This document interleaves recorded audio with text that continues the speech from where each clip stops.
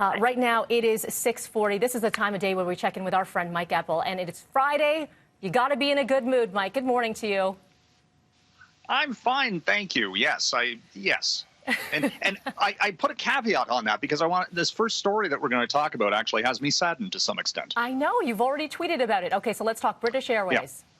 Yeah, the iconic Boeing 747 that British Airways has been flying for years. It is the largest user of that plane, has 31 in the fleet, and you may no longer be seeing that iconic aircraft doing takeoffs and landings at Toronto Pearson because they are looking at grounding their entire fleet of Boeing 747 jets perhaps forever. And pretty much effective immediately. The company CEO, Willie Walsh, saying they do not see international travel returning to anywhere near where it was until 2023. And that, these companies were already in the process of phasing out these jumbo jets because of the changing dynamics in the aviation industry. And this has just speeded up the process. Boeing, I think, is making one or two more planes. They've got no buyers for that particular line of aircraft. But, when we talk about the heyday of aviation, those when that plane was first introduced in the 1960s and early 70s, you had the upper lounge with, piano bars and all sorts of luxury amenities, and I'm quite sad to say I have never flown on a 747. No. Oh, Mike. I know. Oh, Mike. I want to move along to the next story here. For anyone who is looking to maybe take to the seas for cruise ship travel, take note of this. Yeah, the Center for Disease Control is basically saying cruises out of the U.S. ports are a no-go until maybe October.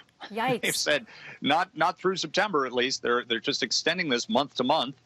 And that's not a surprise, Melanie, when we look at those case numbers for COVID-19 in the United States. There's no way they're going to get the cruise ships back on the seas. And this has implications, for Vancouver, where, at this time of year you would see, ships coming in on a daily basis. Ports in eastern Canada, too. I mean, it's just this ripple effect through the travel and tourism industry that just does not seem to be looking at any type of a restart time frame. So, how many thousands of jobs, not just on the ships, but hotels, all of the little shops that, the cruise ships go into those ports, they're all relying on that industry. It's not happening. Absolutely. That's a hard hit for sure. I want to end here with Netflix. Of course, everyone's subscribing to Netflix if they already hadn't during the pandemic, because what else are you doing? But now, maybe a bit of a nosedive.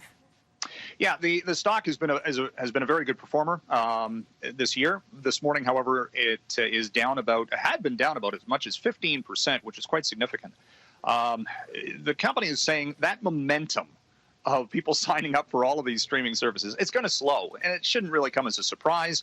But when they're looking at maybe 2.5 million subscribers as opposed to 10 million new subscribers in the latest quarter, when, like you say, people were signing up for the streaming services, not just Netflix, it's Disney Plus, it's Apple Plus, it's the new Peacock brand that came out of NBC Universal this week, HBO.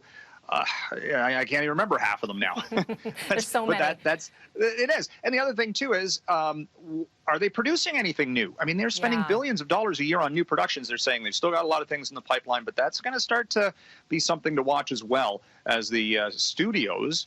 They're slowly restarting production, but that's not going to be anywhere near the pace that it once was. No, they can't push them out like they used to. All right, Mike, thank you so much for your time. You enjoy your weekend, all right? Yeah, you too. Thank you. Thank you.